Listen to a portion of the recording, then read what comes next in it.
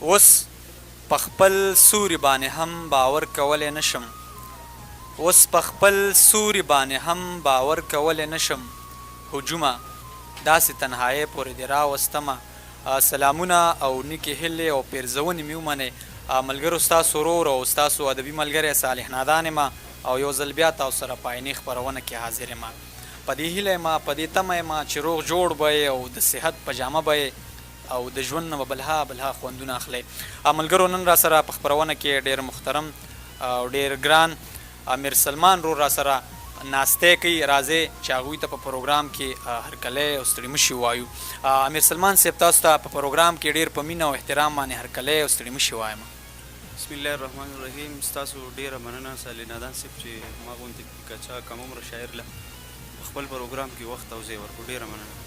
ستاسو نه هم مننه کوم امیر سلمان صاحب ډېر ملګري به م پېژني خو زموږ د عیني بعضې مینهوالې چې تاسو به په ړومبي ځل په دغه سکرین باندې ګوري که هغوی ته مو خپل ځان معرفي کړو نو ډېره به ښه ولې نه زما د مور پلار ایښود نوم سلمان خان دی او د ادب په دنیا کې ما چې کوم ملګري دي په امیر سلمان سره پېژني او د سوات د سیمې د کوزې درشخیلې د انګرو ډېرۍ سره زما تعلق دی هملته کې پیدا شوی هملته مې سترګې غړولي ډېره ښه ده امیر سلمان صاحب دا هم راته ووایه چې شاعرۍ آغاز مو د کله نه کړی دی شاعري کله چې زه په اتم جومات کې وم د هغه وخت نه شاعري کوله خو هغه پختګي او مضبوطوالی پکې نه و د استادانو د مدد سره د هغو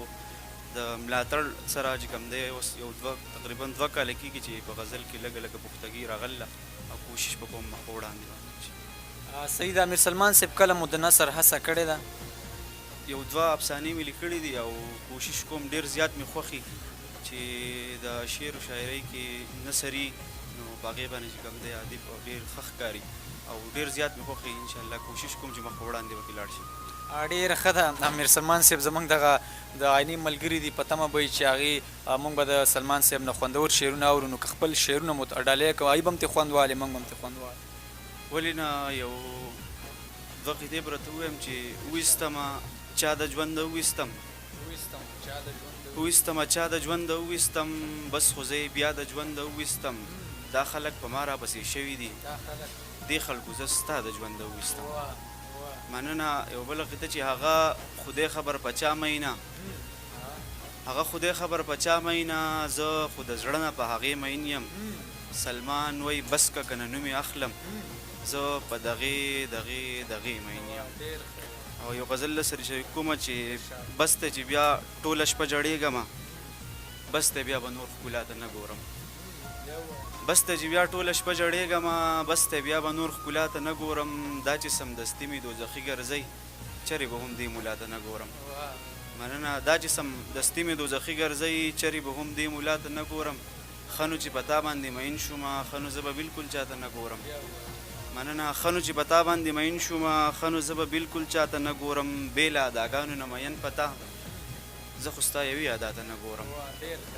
بې له اداګانو نه مین په تا زه خو ستا یوې ادا ته نه ګورم ته که راته هر څومره کاته کوې یا سلمانه زه خو تا ته نه ګورم مننه ته که راته هر څومره کاته کوې یا سلمانه زه خو تا ته نه ګورم ډېر ښه ډېر الله ډېر زبردست نور کوم شعرونه 2-3 شعرونه هم ملګرو ته ډالۍ کې شریک کې ورسره یو غزل نه مخکې یو 2 شعرونه چې زه نه یم ته به څه وخورې جینۍ چې زه نه یم ته به څه وخورې جینۍ چې ته نه یې زه به زړه وخورم جینۍ پښتانه یو موږ میلمه ته خوشحالېږو پښتانه یو موږ میلمه ته خوشحالېږو چې ته وخورې زه به ښه وخورم جینۍ او ما ټول عمر د خوږو ویشانه کړي ما ټول عمر د خوږو ویشانه کړي اوس مې پرېږده چې تراخه وخورم جینۍ او هغه څه شوه هغه نشته هغه چرته هغه څه شوه هغه نشته هغه چرته د دې غمه به مازغه وخورم جینۍ او د مسافر مبارک یو غزل دی د هغې هغه درسره شریک کومه چې